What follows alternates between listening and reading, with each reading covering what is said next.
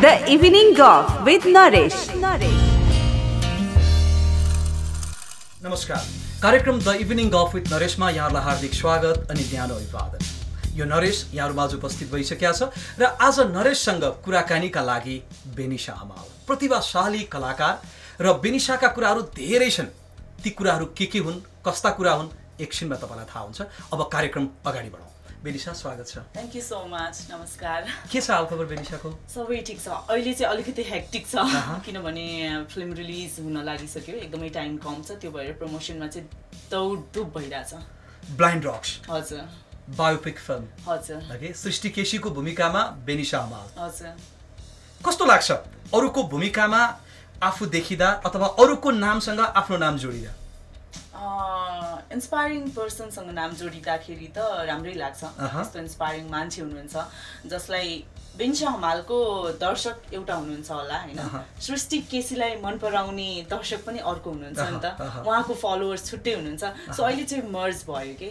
बेनिशा हमालले सृष्टि केसीको पनि फलोअर पाएको छ, त्यो भएर चाहिँ खुसी लाग्छ। बेनिशा र सृष्टिमा मिल्ने कुरा के हुन्? हामी केयर फ्री छौँ अनि एकदमै स्ट्रेट फरवर्ड छौँ। धेरै कुराहरू जस्तो हामी कुरा गर्दाखेरि कति कुराहरू मनपर्छ र स्टबर्न पनि छौँ के दुवैजना, त्यो कुरा चाहिँ मिल्छ हामीमा। अनि मेहनत गर्नुपर्छ अनि आफ्नो काममा चाहिँ मेहनत गर्नुपर्छ भन्ने त्यो एउटा दृढता छ दुवैमा। यी मिल्ने कुरा, कमन कुराहरू भए। कमन कुराहरू। फागुनको 18 गतेबाट देशभरिका हलमा ब्लाइन्ड रक्स चल्दैछ। हजुर। मिलन च्याम्सको निर्देशन, निकेश लिम्बुको निर्माण, बेनिशा हमालको प्रमुख भूमिका अथवा सृष्टि नै बेनिशा। अब फिल्म धेरैले हेर्नुहुन्छ, मलाई यो थाहा छ, किन भन्दा हल्ला खल्ला चर्चा व्यापक छ। युके का धेरै ठाउँमा फिल्म चल्यो र फिल्म हेर्ने मान्छेहरू रुनुहुन्छ अनि निस्किसके पछाडि खुसी भएर एउटा आत्मबल बढाएर निस्किनुहुन्छ, मैले पनि जिन्दगीमा धेरै कुरा अझै गर्न बाँकी छ भन्ने हिसाबमा अघि। र भर्खरको एउटा समाचार अनुसार हङकङ र मकाउमा यो फिल्म प्रिमियर भयो र त्यहाँ पनि त्यति नै राम्रो रेस्पोन्स पायो र मकाउका लागि त मकाउकै धनी मान्छेहरू 5 जना भन्दा बढी चाइनिजहरू आएर यो फिल्म हेरेको पनि कुरा आछ, नेपाली सँगसँगै है अरू चाइनिजहरू पनि, र त्यति नै राम्रो रेस्पोन्स। फिल्म हेरिसकेर उहाँहरू पनि निकै खुसी हुनुभएको रहेछ, एउटा राम्रो कुरा। एज एन एक्टर मेरो लागि ठुलो अचिभमेन्ट हो। ब्लाइन्ड रक्स त्यो जति पनि इन्भल्भ हुनुहुन्छ ब्लाइन्ड रक्ससँग सम्बन्धित हैन, सृष्टि केसी इन्क्लुडिङ, उहाँहरूको लागि त छँदैछ, मेरो लागि चाहिँ ठुलो अचिभमेन्ट हो। अब मलाई त बेनिशा भन्दा पनि सृष्टि जस्तो लाग्न थाल्छ क्या, सृष्टिसँग पनि मैले कुराकानी गरिसकेँ। मलाई पनि त्यस्तै हुन्छ कि कसैले अब अहिले सुटिङहरू हुँदाखेरि पनि अब मेकअप आर्टिस्ट सृष्टि हुनुहुन्छ, सृष्टि भनेर बोलायो भने म हुन्छु कि, त्यति लगाव भएछ त्यो नामसँग। यो सृष्टि बन्नका लागि कति मेहनत गर्नु पर्यो? 4 महिनाको कडा मेहनत पर्यो, किनकि 2 महिना जस्तो त ब्लाइन्ड फोल्ड गरेर हिँड्नु पर्यो। इभन घरबाटै स्टार्ट गरेँ मैले,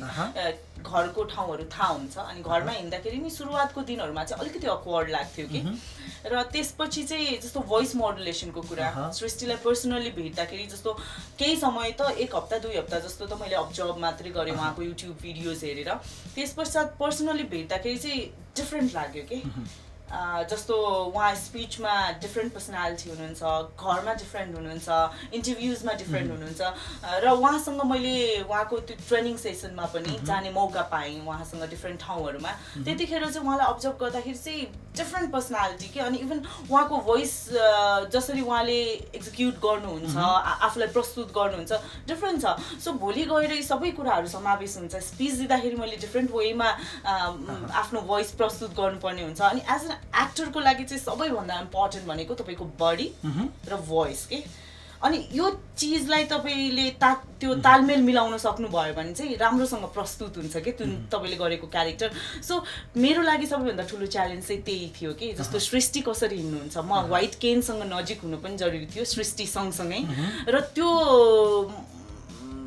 माया बस्न जरुरी थियो कि केनसँग, हुन्छ नि, त्यो भएपछि र अर्को भोइस मोडुलेसनको कुराहरू, अनि त्यसको लागि अब एभ्री डे जस्तो म खासै कराएर पढ्न नरुचाउने मान्छे हैन अरूलाई डिस्टर्ब हुन्छ भन्ने मान्छे कराएर अनि इभन स्पुन राखेर मुखमा स्पुन राखेर अनि त्यसलाई बढाउँदै बढाउँदै साइज स्पुन राखेँ त्यसपछि पेन राखेँ त्यो हिसाबले भोइसमा पनि वर्क गरेँ के र त्यति मात्रै भएन जस्तो अब पोखरामा जाँदाखेरि चाहिँ हामी 2 हप्ता जस्तो बस्यौँ अनि दिनको 2-3 घण्टा चाहिँ ब्लाइन्ड फोल्ड गरेर स्टिक लिएर चस्मा लगाएर म आफैसँग अनेस्ट थिएँ आँखा चिम्लेर हिँड्थेँ र हाम्रो असिस्टेन्ट डाइरेक्टर हुनुहुन्थ्यो युबी चाम्स उहाँले चाहिँ मलाई हेल्प गर्नुभएको थियो उहाँले एक्सप्लेन गर्दै जानुहुन्थ्यो कि यो छ त्यो छ अनि बाटोमा जस्तो फरेनरहरू पोखरामा त बाटो छोडिदिने रियाक्सन सबैको एउटै हुँदो रहेछ कि दृष्टिविहीनलाई हेर्ने जस्तो फर्स्टमा हामीले दृष्टिविहीन या फिजिकली च्यालेन्ज मान्छेहरूलाई भेट्दाखेरि चाहिँ दयाको हिसाबले हेर्छौँ कि हुन्छ नि अनि इभन रेस्टुरेन्टमा जाँदाखेरि पनि वेटरले प्रायोरिटीमा तपाईँलाई राख्छ कि तपाईँलाई के चाहियो हुन्छ नि त्यो कुराहरू अनि त्यो सबै चिजहरू अनि सबैभन्दा इन्ट्रेस्टिङ कुरा चाहिँ तपाईँको कान बढी सक्रिय हुँदो रहेछ किनभने भिजुअल्ली त हामीले हेर्दाखेरि डिस्ट्र्याक्सन हुन्छ कि मैले तपाईँलाई देख्छु जस्तो अहिले उहाँले खिचिराख्नु भएको छ डिस्ट्र्याक्ट भइरहेको हुन्छ नि त आँखाले देख्दाखेरि आँखा बन्द भएपछि कान बढी सक्रिय हुने कि अनि कस्तो भयो भने त्यहाँ एउटा साइकल चलाएर आइरहेको 2 जना बच्चाहरू आउनु भएको थियो लड्नु भयो कि अनि लडेपछि ठ्याक्क त्यो बोल्दाखेरि तपाईँले त्यो बच्चाहरूको एज पनि ठ्याक्कै इमेजिन गर्न सक्नुहुन्छ कि मैले भने 6-7 वर्षको इभन फेस पनि मङ्गोलियन फिचरको बच्चाहरू हो भनेर भन्दाखेरि ठ्याक्कै मिल्यो कि त्यस्तो हुँदो रहेछ कि त्यो इन्स्टिङटिभली नै तपाईँ यति पावरफुल भएर आउनु हुँदो रहेछ कि हुन्छ नि त्यो इन्स्टिङले बोलेको कुराहरू पनि ठिक हुने कि अनि त्यही भएर छ दृष्टिविहीनहरूले एकचोटि भेटेको मान्छेलाई नबिर्सिने अथवा चिन्ने छामेरै पनि हैन अथवा सुनेर पनि ओके अब यो दृष्टिविहीन जिन्दगी पनि एक हिसाबमा बाँचेर हेरियो हजुर ओके आँखा नदेख्दा कस्तो हुँदो रहेछ त लाइफ त्यो कुरा अनुभव भइसकेको छ अब मैले बुझ्न के खोजेँ भन्दा फिल्म ब्लाइन्ड रक्स बेनिशाका लागि चुनौती र अवसर हजुर दुवै हो या चुनौती मात्रै हो या अवसर हो के हो यो कुरा चुनौती र अवसर दुवै हो हजुर दुवै हो ओके नभएदेखि कहिलेकाहीँ चुनौती मात्र लिइराखेका हुन्छौँ नि हामी हैन अवसर के होला कसो होला भन्ने हो र मैले चाहिँ आफूले बुझे अनुसार बेनिशा कहिले नमर्ने गरी अथवा कहिले नहराउने गरी काम गरिसक्यो जस्तो लाग्छ ब्लाइन्ड रक्स खेलेर हजुर किन भन्दा एउटा कलाकारले देख्ने सपना पनि यही हो व्यावसायिक फिल्महरूको आयु खासै हुँदैन एक्ज्याक्टली तर यो ब्लाइन्ड रक्सको त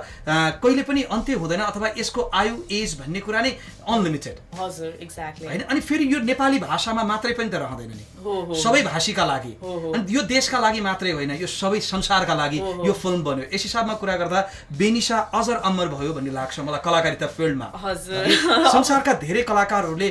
इन्टरभ्यूमा भनेका छन् मलाई बायोपिक फिल्म खेल्न रहर छ अथवा एउटा विशेष कथामा मलाई देखिन रहर छ अथवा कुनै भूमिकामा आउने रहर छ भन्ने जुन कुरा हुन्छ यो कुरामा चाहिँ बेनिशा बडो भाग्यमानी कलाकार र नेपाली कलाकारहरूमा नायिकाहरूमा त्यो भाग्यमानी नायिका कलाकार हो बेनिशा जसले थोरै फिल्म खेलेको छ हजुर तर खास फिल्म खेलेको छ हजुर त्यो हिसाबले चाहिँ म भाग्यमानी हो नि सयौं फिल्म खेल्नेले पनि यो मौका पाउँदैनन् हजुर जुन काम बेनिशाले गरेको छ अब कमाई कति भयो म जान्दिनँ ओके अब खुसी अथवा सन्तुष्टि बेनिशालाई कति मिलेको छ त्यो पनि मलाई थाहा छ ओके तर जुन काम देखिएको छ बेनिशाको यो चाहिँ प्रशंसनीय छ साह्रै खुसी लाग्यो आज मलाई यो भेटेर यसरी यो कुराकानी गर्न पाउँछु थ्यांक यू सो मच हजुरले चाहिँ जहिले पनि मलाई स्ट्रेन्थ दिनुहुन्छ के किनभने जुन हिसाबले त्यो जुन पोजिटिभ भाइब्स जहिले पनि कनेक्ट भइरहेको हुन्छ नि फ्लो भइरहेको हुन्छ हजुरबाट चाहिँ thank you so much for that अब बेनिशाको फिल्म यात्राका कुरा गरौँ कति वर्ष भयो फिल्म खेल्न थालेको 7-8 इयर्स जम्मा हो अब यो हजुर हजुर 7-8 वर्ष भनेको त्यति लामो होइन हजुर 7-8 वर्षमा 7वटा मात्रै फिल्म 7वटा मात्रै भयो त्यो फिल्मको संख्याको कुरा सँगसँगै हामी नाम पनि जोड्छौँ अहिले कति स्पेशल फिल्म भयो भन्ने कुरा ओके म्युजिक भिडियो कति खेल्यो 200 भन्दा बढी त म्युजिक भिडियो खेल्यो यो फिल्म भन्दा अगाडि म्युजिक भिडियो गरिन्थ्यो हजुर फिल्म भन्दा अगाडि म्युजिक भिडियोबाट स्टार्ट गरेको एडहरु कमर्शियल एडहरु टिभीसीहरु 8-9 भनेपछि यतातिरको पनि व्यस्तता अरु के गरिन्छ अरु त्यो बाइक चाहिँ के पनि गरेको छैन पढाइ कम्प्लिट भइसक्यो मास्टर सकाइयो हजुर ल अब फिल्मतिर यतातिर लागिया छ लेख्न पनि थालियो भन्ने कुरा आथ्यो लेख्न थालेको थिए हैन बीचमा अनि दुईटा जस्तो प्रोजेक्टमा कुरा पनि भयो अनि इभन लक पनि भयो स्क्रिप्ट राइटरको रूपमा कुरा पनि भयो अप्रुभ पनि भयो र त्यसको लागि एकदमै मेहनत पनि गरे म फेरि कस्तो हुन्छ भने मलाई कुनै काम दिएको छ जिम्मेवारी दिएको छ भने इमानदारीतापूर्वक लगभग मलाई त्यो निभाउनु पर्छ के त्यो कम्प्लिट नभएसम्म म अरू चिजहरुमा फोकस नै हुन सक्दिनँ सो दुईटा प्रोजेक्टको लागि पनि जति मैले ब्लाइन्ड रक्सको लागि मेहनत गरेको थिएँ त्यति नै हार्ड वर्क गरेको थिएँ के त्यसपछि त्यो दुईवटै प्रोजेक्ट ड्रप भएपछि चाहिँ अलिकति मलाई लेख्नमा जागर चाहिँ लागेन त्यसपछि चाहिँ स्टप गरेँ हैन अब स्टोरीहरु आइराको हुन्छ अहिले पनि आइराको हुन्छ कहिलेकाहीँ लेख्नु मन लाग्छ हैन अनि कुनै चीज सर्टेन आयो भने एउटा लाइन जस्तो लेखेर अब मेरो मोबाइलमा हेर्नुहुन्छ भने छ हैन तर स्क्रिप्ट नै भनेर त्यो टाइम दिएर आफुलाई लक गरेर एउटा रुममा त्यसरी चाहिँ गरेको छैन अहिले अब फिल्मको कुरा गरौँ पहिलो फिल्म स्वर हजुर त्यसपछि मोक्ष महसुस कालोपोथी अब म यहाँ कुरा जोडे मोक्षले व्यावसायिक सफलता जे जस्तो हासिल गरे पनि एक किसिमको नाम र ब्रान्ड जस्तो बनायो बेनिशालाई हजुर ओके त्यो खास फिल्म थियो हजुर ओके प्रवीण श्रेष्ठको निर्देशन ओके त्यसपछिको फिल्म कालोपोथी हजुर कालोपोथीको व्यापार व्यवसाय जे जस्तो जहाँ जे भए पनि जुन एउटा हाइट बनायो फिल्मले जुन चर्चा एक किसिमको जुन प्रशंसा पायो यो आफैमा खास हजुर दुई भयो अब त्यसपछि अर्को अनि झानाकुटी महसुस पनि गरे महसुस भयो त्यसपछि कमर्शियल एकदम किङ गरे मैले किङ भयो हजुर अनि ब्लाइन्ड रक्स हजुर अब यसरी कुरा गर्दा 7वटा फिल्ममा 4वटा फिल्म त मैले स्पेशल पाएँ हजुर झानाकुटीबाट त एक किसिमको प्रशंसाको बहार नै आयो हैन हजुर क्यारेक्टरमै डुबेर गर्यो भन्ने कुरा आयो धेरै हिरोइनहरुले त्यो फिल्म खेलेर बेनिशा भन्दा बाहेक अरु कोही क्यारेक्टर यहाँ सुट हुँदैन थियो भन्ने कुरा पनि आयो हजुर यसरी प्रशंसा पाउँदा अथवा यसरी चर्चा पाउँदाखेरि कस्तो लाग्छ बरु यो चर्चा प्रशंसा भन्दा बरु पैसा आउने तरिकाले फिल्म भट्टावर गरौँ भन्ने हुन्छ हुँदैन पैसाकै लागि काम गर्ने भएको भए संख्यात्मक हिसाबले सयौं मुभी गरिसक्थे होला मैले अहिलेसम्म किनभने अब झानाकुटी पछिकै कुरा गर्नुहुन्छ भने पनि मलाई 7वटा फिल्ममा अफर आएको थियो हैन किनभने अब कस्तो एउटा लोभ हुँदो रहेछ के पैसाको लागि काम गर्न त मैले व्यवसाय सानो स्टार्ट गरेको छु क्याफे है कहाँ छ विज्ञापन गरौँ न यो क्याफे कहाँ छ सिनामंगलमा लाला क्याफे सिनामंगलमा लाला क्याफे सिनामंगल कहाँनेर सिनामंगल अपोजिट टु स्तुति मार्ट त्यहाँ चाहिँ वेस्टर जिम छ जिमको साइडमा छ हजुर तपाईले सुन्नुभयो हैन अब तपाईलाई कफी अथवा क्याफे भन्ने बित्तिकै धेरै कुराहरु जोडिएर आउँछ पारिवारिक तरिकाले मजाले गएर तपाई त्यो क्याफेमा जान सक्नुहुन्छ बेनिशासँग फोटो खिच्न नि पाइने भयो कुरा पनि गर्न पाइने भयो ओके ल यो एउटा अल द बेस्ट अझ पनि सफलता दिनुहोस् मेरो कन्सर्न चाहिँ के थियो भने म्युजिक भिडियोहरु गरिरहेको छु तर फिल्ममा चाहिँ मलाई कम्प्रोमाइज गर्नु नपरोस् कि मलाई मन लागेको क्यारेक्टर मलाई मन लागेको फिल्म बरु म कुरेरै भए पनि गर्छु त्यो स्याटिस्फ्याक्सन हुन्छ नि त्यसको लागि पैसाको लागि चाहिँ काम गर्न नपरोस् भन्ने चाहिँ विचार यही नै हो हजुर त्यही भएर खुसी अब अहिले 7वटा फिल्म गर्ने मान्छेको 4वटा फिल्म त संसारको जुनसुकै कुनामा जस्तो सुकै सोच राख्ने दर्शकलाई पनि फिल्म देखाउँदाखेरि प्रशंसा नै पाउने फिल्म खेले हजुर यो त ठुलो खुसीको कुरा हो त सयौं फिल्म खेलेर पनि मान्छेले 2टा 3टा पुर्याउन सक्दैनन् नाम हजुर यो चाहिँ मैले खास फिल्म खेले है भनेर भन्नलाई मेरो कोसिस चाहिँ यो फिल्मले मलाई संसारमा प्रशंसा देला या यसले प्रशंसाको लागि मात्रै चाहिँ काम गरेको थिइन हैन मैले भने नि जुन चीजले मलाई स्याटिस्फाई गर्छ क्यारेक्टर चित्त बुझ्दो टिम चित्त बुझ्दो र स्क्रिप्ट चित्त बुझ्दो किनभने आफैले लेख्ने भएपछि धेरै थोरै भए पनि नलेज छ त्यो एकदमै विज्ञ नै भन्दिन म आफूलाई हुन्छ नि तर केही नलेज चाहिँ छ त्यो त्यसले चाहिँ हेल्प गरेको हो कि यस्तो खालको फिल्महरु चुज गर्नको लागि जुन प्रकारको फिल्महरु गरे अब बेनिशाको कुरा सुन्दै जाँदाखेरि त मलाई त यो अब सृष्टि केसीको अलिअलि छनक आउन थालिसकेको छ हैन अब मोटिभेसनल स्पिकरको कुरा गर्दाखेरि त सृष्टिको नाम ठुलो नाम छ ओके अब यो त्यो गुण आयो कि आएन अब कहीँ चाहिँ अब मोटिभेसनल स्पिकर भएर जानु पर्यो भनेदेखि म अब जान सक्छु भन्ने यो फिल्म गर्दा गर्दै त्यो आएका हैन किनकि धेरै पढ्नु पर्यो धेरै सृष्टिको त्यो बारेमा बुझ्नका लागि त्यो क्यारेक्टर नै आफूमा ल्याउनका लागि त धेरै मेहनत गर्नु पर्यो त्यो बोल्नको लागि अनि त्यसपछि जुन प्रकारको त्यो कन्फिडेन्स छ नि त्यसको लागि फर्स्टमा चाहिँ तपाई काम हुन जरुरी रहेछ के यो सबै चीजहरु बाहिरको चीजहरु टेन्सनहरु फ्री जतिसुकै होस् तर त्यो फ्री हुन जरुरी रहेछ के once you are free from all those things हैन तपाई चाहिँ कन्फिडेन्टली आफूलाई प्रेजेन्ट गर्न सक्नुहुन्छ के किनभने तपाई बाहिरी चीजहरु के पनि छैन सिर्फ आफूलाई प्रेजेन्ट गर्ने मात्रै हो अनि त्यो चीज चाहिँ त्यो कामनेस चाहिँ आयो के मलाई एउटा विशेष गुण आयो हजुर अब अलिकति डायलग सुनौ न डायलग भनौ या स्पीच भनौ सृष्टिको स्पीच भन्ने नै अब अहिले बेनिशाको स्पीच हो त्यो ट्रेलरमै सुनौ न ओके सृष्टिको त्यो जुन कोट गरिराख्नु हुन्छ उहाँले When I lost my sight, I got the vision of my life. नमस्ते म सृष्टि केसी राम्रो थ्याङ्क यू अब त्यो स्वर पनि त्यस्तै बनाउनु पर्छ भन्ने आयो कि आएन मनमा अफ कोर्स आयो किनभने सृष्टिको एउटा हाँस्ने वे डिफरेन्ट छ कि म साइड स्माइल गर्नुहुन्छ होइन अनि म जहिले पनि कहिलेकाहीँ आएन या फिल गर्न सकिनँ भने म जानी बिगारिदिन्थेँ कि सो द्याट रिटेक हुँदाखेरि चाहिँ मैले त्यसरी गर्न सकौँ भनेर यो अलिकति दाँत पनि अलिअलि मिल्ने हो मिल्छ यो पनि मिलेको हो मिलनजीको हेराइ सही परेछ यो किनकि यो फिल्म गर्नका लागि धेरै कुराहरू भइरहेको थियो धेरैसँगको एक किसिमको कुराहरू चलिरहेको थियो पछि आएर बेनिसा जोडियो तर सबै कुरा यो लेखिएकै हुँदो रहेछ क्या कसलाई के गर्ने भन्ने कुरा यी कुराहरू त ब्लाइन्ड रकसँग सम्बन्धित भए अलिअलि अरू कुराहरू जोडियो अब अलिक रमाइलो कुरा पनि गरौँ होइन त बेनिसालाई सबैभन्दा ठुलो रहर के हो सबैभन्दा ठुलो रहर अहिलेको लागि चाहिँ एक्सन फिल्म खेल्ने हजुर मार्शल आर्ट सिकेको हो बेल्ट के पाइयो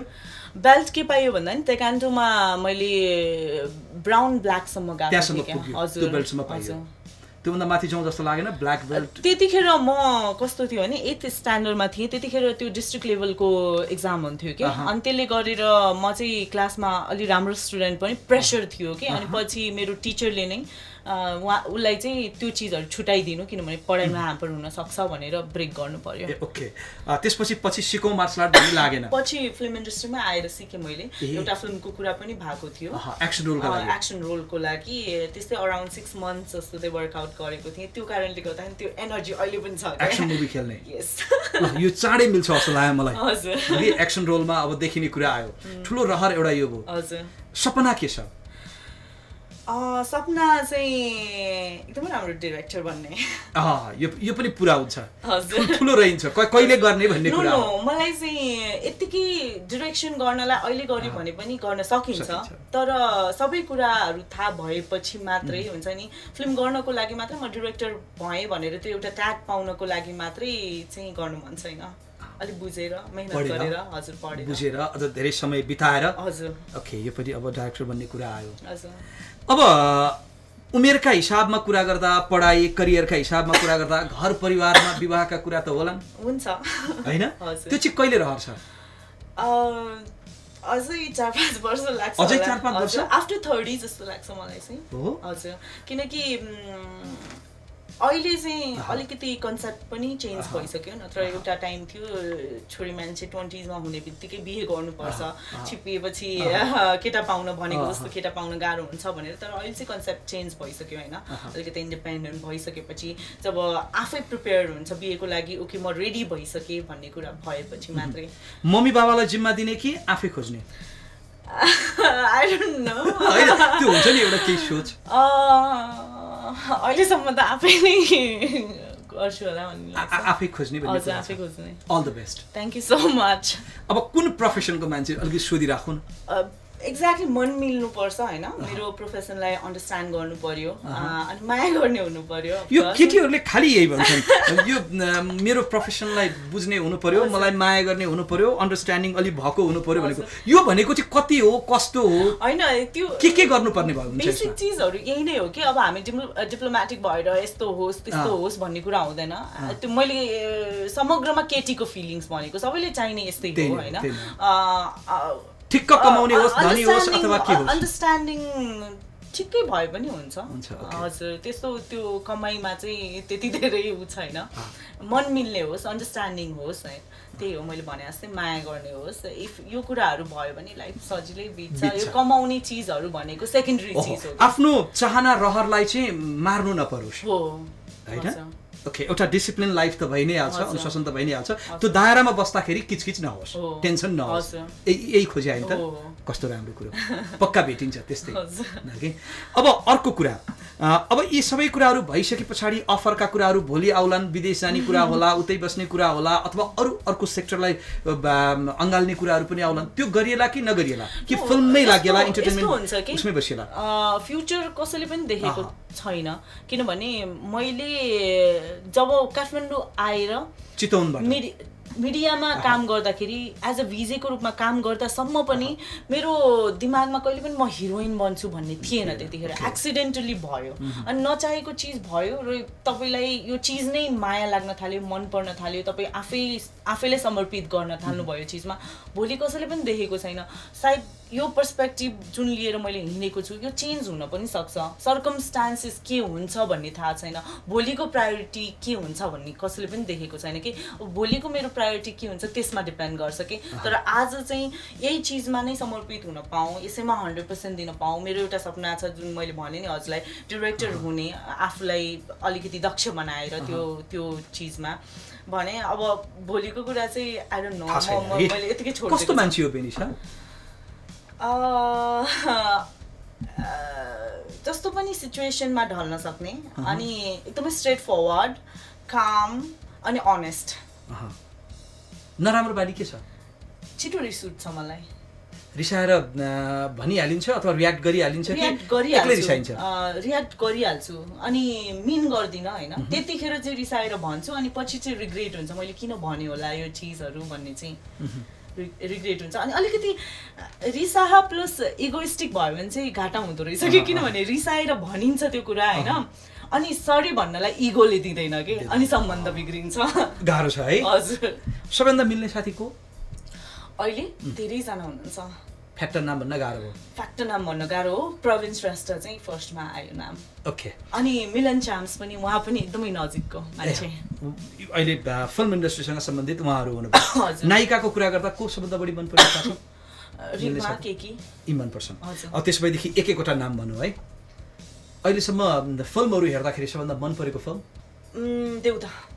सबभन्दा बढी मन पर्यो सबभन्दा बढी मन पर्ने हिरो राजेश हमाल सबभन्दा ह्यान्डसम लाग्ने हिरो सुरज सिंह ठकुरी हिरो मैले माने अनि सबैभन्दा झुर लाग्यो हिरो त्यहीबाट पनि हिरो हुने खालकै छैन मान्छे किन हिरो भयो कोही पनि हुनुहुन्न सबैभन्दा ट्यालेन्टेड हिरो भर्सटाइल लाग्ने ट्यालेन्टेड भर्सटाइल विपिन कार्की है एक्टर गजबै कलाकार हो विपिन त एकदमै अब हिरोइनको कुरा गरौँ सबभन्दा मनपर्ने हिरोइन के अधिकारी एकदमै गजबको अभिनय गर्ने हिरोइन मेनुका प्रधान अनि सबैभन्दा राम्रो हिरोइन आफू पनि भन्न पाइन्छ करिश्मा मानन्दर हो हजुर हो सबभन्दा खराब यो हिरोइन नलागे हुन्थ्यो ओके अब सबभन्दा मनपर्ने डिरेक्टर राम्रो खतरा डाइरेक्सन गर्ने मिनबहादुर भाम ओके काम गरेको फिल्म भनेको कालोपोथी ओके अनि आफूले खेलेको फिल्ममा सबभन्दा मन परेको कस्तो गाह्रो भयो ब्लाइन्ड डग्स अहिलेसम्म हेरेको छैन 50-50 मोक्ष झानाकोटी हो हजुर ल यसमा मैले केही पनि भन्न दुईटा भन्न मैले दिएँ 50-50 आयो नि त होइन अब सबैभन्दा मनपर्ने अब म्युजिक भिडियोसँग पनि जोडियो म्युजिक भिडियो डिरेक्टरमा सबैभन्दा मनपर्ने म्युजिक भिडियो डिरेक्टर मनपर्नेमा दुईटै पर्न सक्छ प्रवीण श्रेष्ठ प्रवीणले पोइन्ट राम्रो पाइन्छ अब एडिटर भन्यो भने फेरि प्रवीण नै होला प्रवीण श्रेष्ठ मैले सोधिनँ अब क्यामेरा पर्सन भन्यो भने चाहिँ क्यामेरा पर्सन विदुर पाण्डे धीरज जङसाई अरु पनि केही छ कि नाम हैन दुवैजना फर्स्टमा चाहिँ धीरज जङसाई कि ओके अब सबभन्दा बढी मनपर्ने मिडिया पर्सन अथवा बोल्ने हिसाबमा नरेश भट्टराई दाइ ए मै हो हजुर ए मेरो पनि नाम आयो हैन किनकि अब बेनिसाको कुरो गर्ने हो भने त बेनिसा त सबैतिर अलिअलि जोडिएर आछ हैन यस हिसाबमा सबैलाई समेट्नु पर्यो नि त हैन अनेस्टली भने हजुरको नाम चाहिँ मैले अनेस्टली लिएको हो मै नै हो हजुर नै हो दुई मत नै छैन यति राम्रो मान्छे यति ट्यालेन्टेड मान्छेले मेरो नाम लिइसकेपछि मैले नि पत्याएँ अब मनपर्ने अलिकति राजनीति कुरा गरौँ नेता को मनपर्छ केपी शर्मा ओली अब यो नेताजीको उहाँ कुरा गरेपछि ह्यान्डसम नेताजी को लाग्छ महत रामशरण महत महत त रामशरण महत हुनुहुन्छ हो हजुर उहाँ नै हो ह्यान्डसम हुनुहुन्छ हैन उहाँ त बुढो हुनुहुन्छ बुढो भए पनि त ह्यान्डसम हुन पाइन्छ नि ठिक छ अहिले मन पर्छ भने मैले यसमा केही भनिन ओके ओके अब अहिले त नवराज सिलवाल नवराज सिलवाल त उहाँ पनि ह्यान्डसम लाग्छ मलाई हो हजुर उहाँले जितिसक्नु भएको छ प्रत्यक्ष र पक्का पक्का होइन उहाँ माननीय हुनुहुन्छ अब अहिले उहाँलाई भेट्नलाई गाह्रो छ विदेशतिर हुनुहुन्छ तर जो होइन मनपर्छ भन्न पाइन्छ पाइयो अरू पनि भन्नु केही नाम भन्दै हुन्छ थप्दै हुन्छ ह्यान्डसम ल अब यसरी सोधौँ नि त यो देशमा बेनिसालाई ह्यान्डसम लाग्ने मान्छे चाहिँ को रहेछन् त टप 3 जुनसुकै क्षेत्रको भने पुग्यो सुरज सिंह ठकुरी 1 नरेश भट्टराई दाइ 2 म पनि आएँ अनि राजेश समाल पारस खड्का अनि म भन्दै जान्छु अनि सर्वेन्द्र खनाल अनि अब बिजनेसतिर पनि जाउँ न अनिल केशरी शाह उहाँ त ब्याङ्कर हुनुभयो अब एउटा उद्योगपतिको रूपमा विनोद चौधरी भइगयो त भइयो सक्यो होइन अब कोही चाहिएन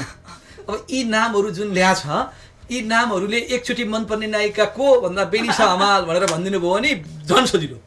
अनि जे काम गर्न लाग्यो हो त्यो ठाउँमा चाहिँ एकचोटि चिठी पठाउने ओके अब अहिले त नेपाली फिल्मको पनि बिजनेस बढाउनका लागि अथवा फिल्मको लगानी नै अहिले उठ्न थालेको छ नि चल्नु परिराख्दैन नि हलमा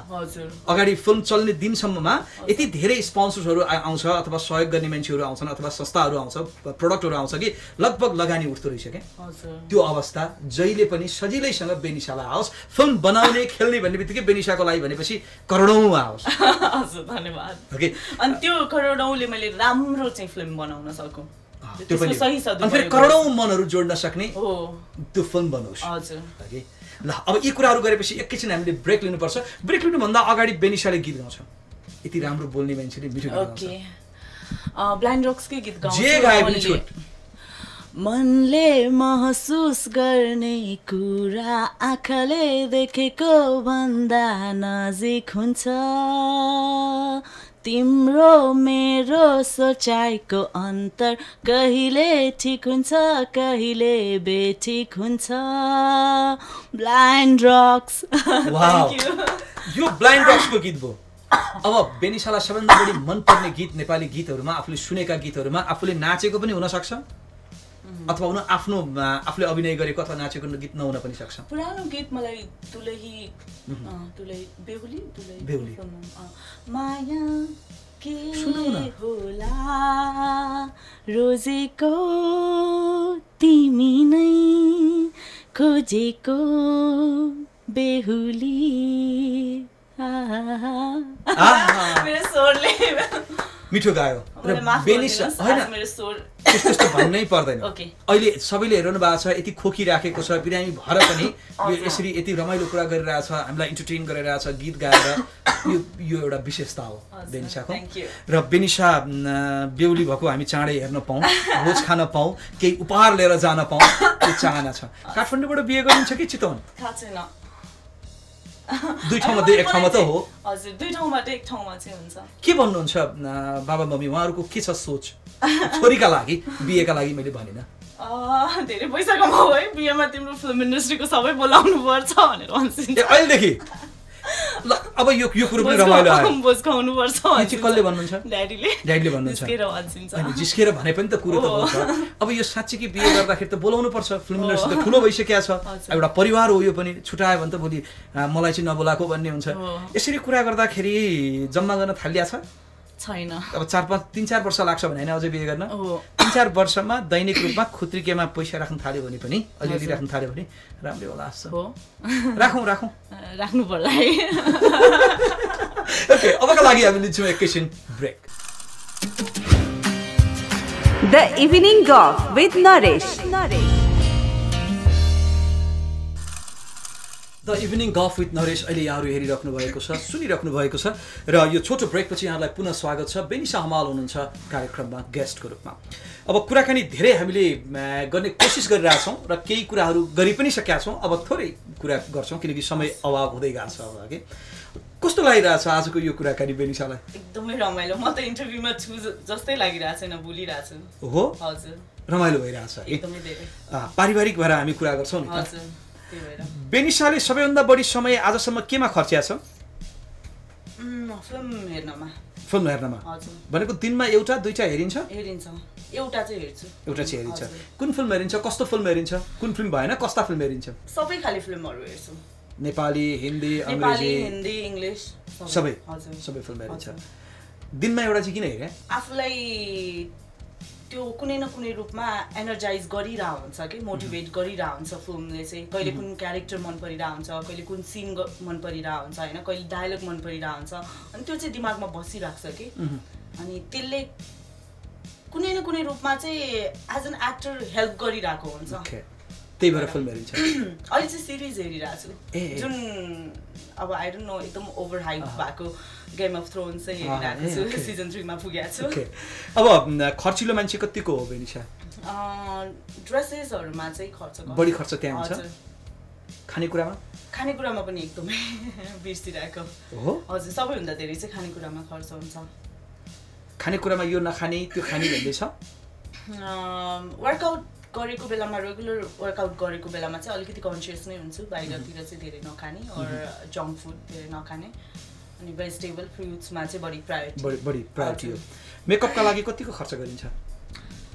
खर्च हुन्छ। स्किनमा युज हुने चिजहरुमा चाहिँ अलिकति कन्सियस नै छु। ओके। ऐना कतिको हेरिन्छ? धेरै। ब्यागमा पनि बोकेर हिँड्छ? एकदमै मेरो अगाडि नै छ अहिले कम ब्याग। अघि भर्खर पनि ब्रेकमा मैले हेरिसकेँ। हैन। हजुर। यति धेरै ऐना किन हेरे? आई डोन्ट नो, यतिकै अब अहिले यहाँ भित्र त गर्मी पनि छ, सँगसँगै हामीले खिची पनि राखेको छौँ होइन। अनि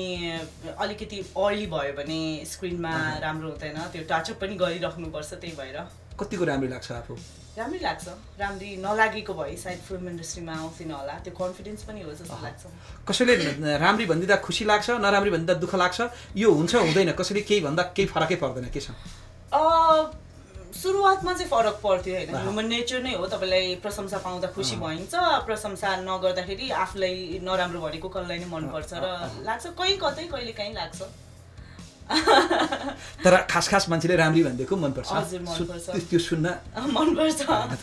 ओके। अब यो सँगसँगै अर्को एउटा कुरा अलिकति अब रमाइलो जोड्न मलाई मन लाग्यो कि सबैभन्दा बढी खुसी कहिले भयो? सबैभन्दा बढी खुसीलाई कसरी मापन गर्ने भन्ने कुरा हो कि त्यो खुसी भएको मोमेन्टमा चाहिँ यतिखेर नै म सबैभन्दा बढी खुसी भएको जस्तो लाग्छ होइन। जस्तो अघि भर्खर हामी ब्रेकमा एउटा जोक क्र्याक गऱ्यौँ, त्यसमा म एकदमै हाँसिरहेको थिएँ होइन। त्यो मोमेन्ट मेरो लागि सबैभन्दा खुसी भएको अहिले भएको हो जस्तो लाग्छ। एक्ज्याक्टली सम्झिँदाखेरि त्यस्तो खासै छैन। हजुर धेरै छन् कि, त्यो भएर एउटा मात्रै पिक गर्न सकिएन। दुःखको दिन भन्ने खाली त्यस्तो पर्टिकुलर केही त्यस्तो याद छ? दुःखको दिन भनेको चाहिँ मैले फर्स्ट फिल्म गरिराख्दाखेरि चाहिँ मैले मेरो जिजुमालाई गुमाएको थिएँ त्यतिखेर चाहिँ, किनभने फिल्म पनि सुटिङ गरिरहेको थियो फर्स्ट फिल्म, अनि मुडेमा थियो, अनि जानु पनि पाएन कि त्यो बेलामा चाहिँ एकदमै नराम्रो लागेको त्यो एउटा दुःखको त्यस्तो कुरा। ओके। अब आफूले गरेका यति धेरै कामहरू छन् होइन, सर्कल एउटा सबै कुरा बन्दै पनि गएको छ कि सबैभन्दा बढी खुसी चाहिँ केले दिन्छ? के पाउँदा, के हुँदा? एप्रिसिएसन हुँदाखेरि तपाईँको कामको, जब मान्छेहरूले एप्रिसिएट गर्नुहुन्छ तपाईँको हार्डवर्क, किनभने त्यसमा कति हार्डवर्क लागेको छ तपाईँलाई थाहा हुन्छ कि। अनि रिजल्ट भनेको मान्छेहरूले गर्ने काम, तपाईँको कामलाई कसरी लिनुहुन्छ त्यो कुरा। के आफूले सोचेको जस्तो उपहार पाउँदा बढी खुसी भइन्छ? उपहार छेडेको हुन्छ। उत्तर गजब आयो। हजुर त्यो भनेको छेडेको हुन्छ, एप्रिसिएसन भनेको सधैँको लागि हुन्छ जस्तो लाग्छ। हामीलाई थाहा नभएको कुरा के छ बेनिसाको? मलाई इन्स्ट्रुमेन्टमा चाहिँ गिटार बजाउन आउँछ। ओके। गिटार बजाउने? हजुर। अनि मैले फ्रेन्च पनि सिकेको थिएँ। हो ल्याङ्ग्वेज? एक्चुअली भनौँ न के फ्रेन्चमा? हेलो भनेको चाहिँ बोन्जु, कुमुसाबा भनेको चाहिँ कस्तो छ तिमीलाई, के छ भनेर भनेको होइन। अनि साबा बियान